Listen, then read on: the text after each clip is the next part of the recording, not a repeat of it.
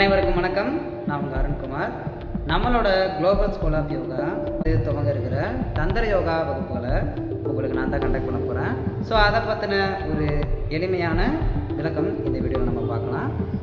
மனிதன் எப்பொழுதுமே 4 விதமான நிலைகளில் ரொம்ப ஆரோக்கியமாகவும் அதில் முன்னேற்றம் அடைஞ்சிக்கிட்டும் அந்த 4 விதமான நிலைகள் என்னென்ன அப்படின்னா physical, mental, emotional and spiritual.